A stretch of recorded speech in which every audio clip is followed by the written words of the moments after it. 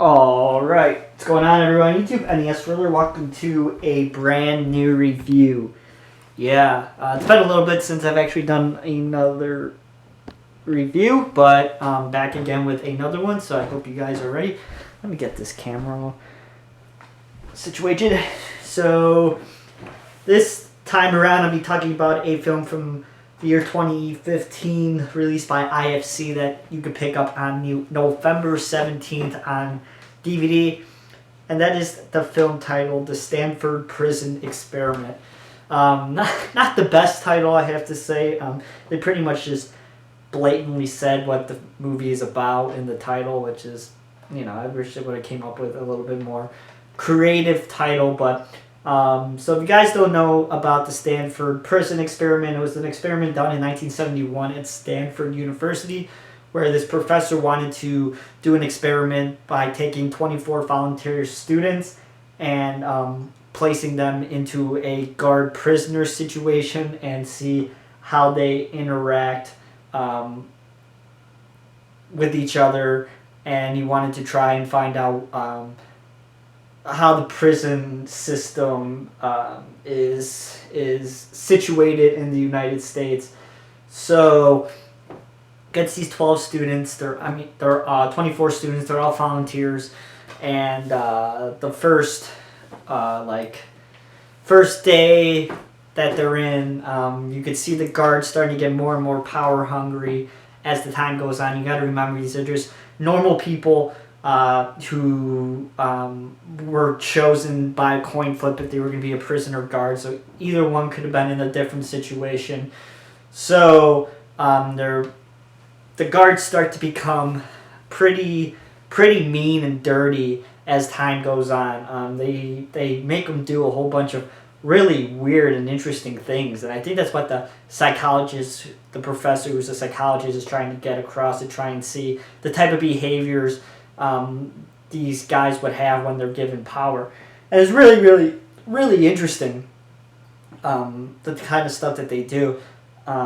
I know on the bottom here it says, so disturbing, intense, and believable it's easy to forget we're watching a movie. I don't really think it's disturbing. There's some pretty messed up things that are going on in this film, to be completely honest, but I don't really find it that disturbing. There's a scene towards the end of the fourth day that is like the breaking point of the experiment that I think could be a little bit messed up if you really think about it, but I really don't say that it was as an effective of a film such as, let's say,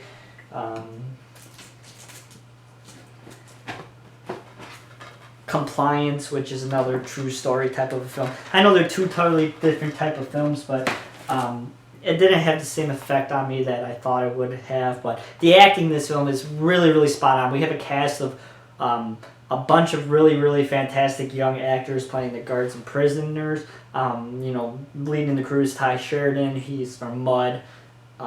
He gives a really awesome performance in that film, and he's in Joe and that new zombie comedy film that's coming out. I can't remember the name right now, but he's really solid in this film. The main professor is really good. The main warden, or the main prison guard, he's really good. Like I said, there's a really well made film, I have to say. There's some really nice cinematography.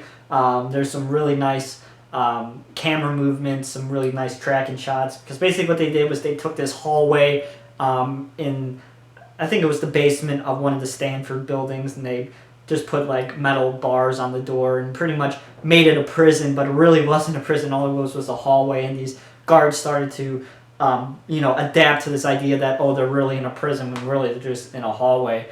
And there's some really nice shots, tracking shots of the camera tracking down the hallway and going through the three doors with the bars looking in. Really some really fantastic shots. Like I said, it's a really well-made film, but and a really interesting story.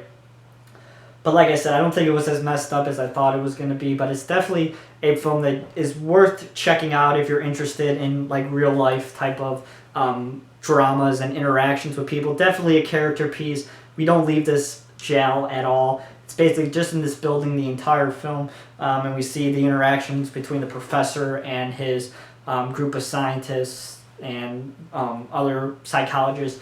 and the prisoners and the guards. That's it. That's all it is. Highly based on acting, and they do a really great job. If this film has bad acting, it's gonna fall flat on its face. But luckily, we have a great cast of young actors and some pretty good veteran ones as well in here. So if you get a chance to check it out, I think it's worth definitely a pickup. It's definitely a well-made movie, like I said. It runs about 125 minutes or so. So if you don't have the longest time in the world, you probably won't have enough time to watch this one in one sitting. But like I said, it's worth the watch. I think it's worth the 2 hours and 10 minutes you're going to give it. And if you get a chance, pick it up on November 17th from IFC. Special features here, we have a commentary and a featurette, which is bringing the set to life, making it the prison. And then we have a featurette with the real life type of experiment and commentary on that. So it's a really interesting study. This case has been done numerous times in cinema over the years, because it happened in 1971 when I went to, going to be almost 45 years ago. So it's been done a lot of times, but this is one of the more well-rounded explanations of the story. So if you get a chance, pick it up. I think it's definitely worth the watch, basically based on technical level. So if you guys like this review, as always, please give it a thumbs up. As always, you can follow me on Twitter at twitter.com/NESRuler22. You can read all my reviews on the 22 Shots of Moods and Horror website. It's 22 Shots of Moods andhorror.com. Hope everybody is doing well, and I'll talk to you guys soon. I got some more titles to talk about that got released in November, so I hope everybody's doing well. I'll talk to you guys soon. See you guys.